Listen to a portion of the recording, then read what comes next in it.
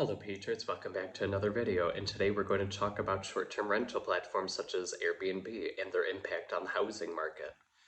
While many young people are frustrated with the prices of housing and how it's becoming harder and harder of achieving the American dream of owning your own home, it doesn't help giving money to these platforms such as Airbnb, and I gotta call us young people out. It's Gen Z and millennials who are primarily using these platforms instead of traditional hotels.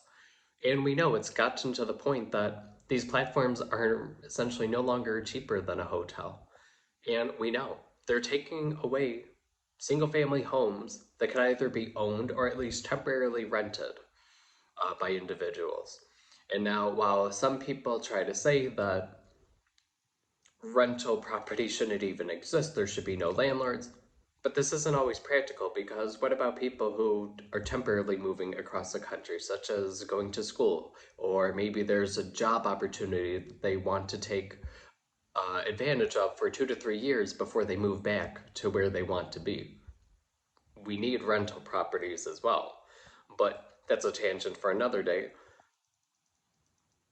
What are us young people doing using platforms like Airbnb and taking away housing? And one study showed that in the larger metro areas, it could be as many as over 5 million homes in the largest metro areas are being used as short term rentals instead of actual single family homes like they should be used for.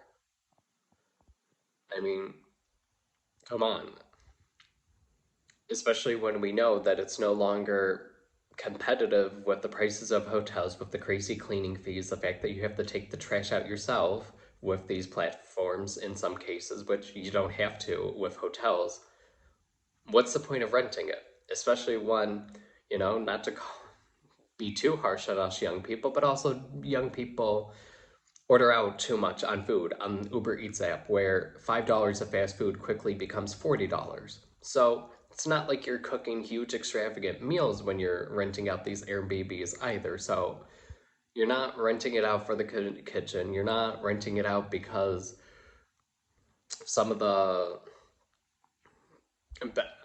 benefits, you're almost renting it out and then you're expected to do all this housework.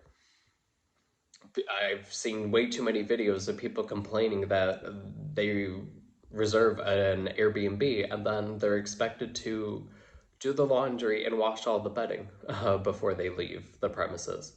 Yet they're also expected to pay 80 to over $100 for a cleaning fee.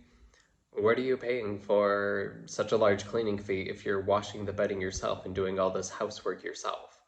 You're essentially paying to do chores on your trip or vacation. So, when are young people going to give up these platforms that are making it harder to achieve the American dream of actually owning their own home? This should be a TikTok challenge also for this year. Stop using platforms that are making it harder for you to buy homes.